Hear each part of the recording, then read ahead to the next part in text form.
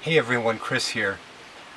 I wanted to do a quick video, vlog type of posting. I have been so busy with some work projects that have recently come in that I haven't been able to prepare some of the new material that I've wanted to do, specifically dealing with my solar setup and the electrical system in the RV and what I've learned with that, sort of the journey I've gone to learning that.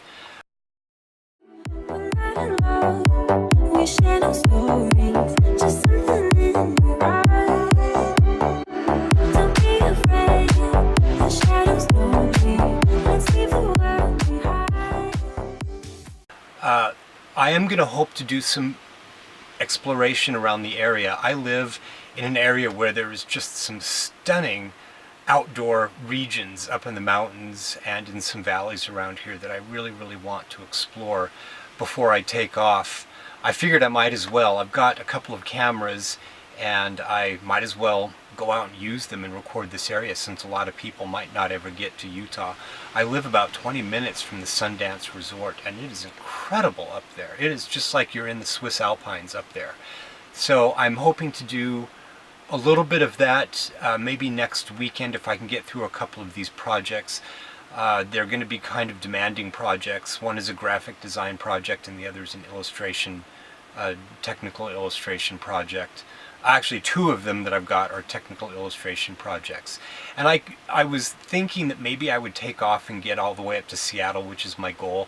I'll be able to be up there and have shore power because one of the projects, actually two of them, really is going to require my Mac Pro. And I couldn't be boondocking somewhere and feasibly run that off my solar. It'll run for a while off my solar, but my Mac Pro will draw anywhere from 360 to 400 watts, and that'll deplete my batteries in a matter of hours. So I have a generator. I have a Ryobi 2300 generator that will run that, but for this project I really need to be stationary. One of the things that I want to talk about in the near future in another vlog style post is I want to talk about more of this fear thing that I mentioned in my very first video. Fear is something that I think an awful lot of people struggle with, and I want to give a little bit more background to that. I think a lot of people can relate to that. So anyway, that's something I'm going to talk about a little bit more. I will tell you a quick story of something that happened about 2 weeks ago. Speaking of my electrical system and something that I did that I had to kind of, some fear I had to get over. I had I bought this little 12 volt splitter because at that point I had just one 12 volt outlet and I needed to run a couple of things from it. So you can get just a thing that plugs into the 12 volt socket and it splits it to two other 12 volt outlets, and it also had two USB ports on it, and I was using that to charge some of the devices. But I needed to take it out and it was cheap, and when I pulled it out the end broke and got stuck.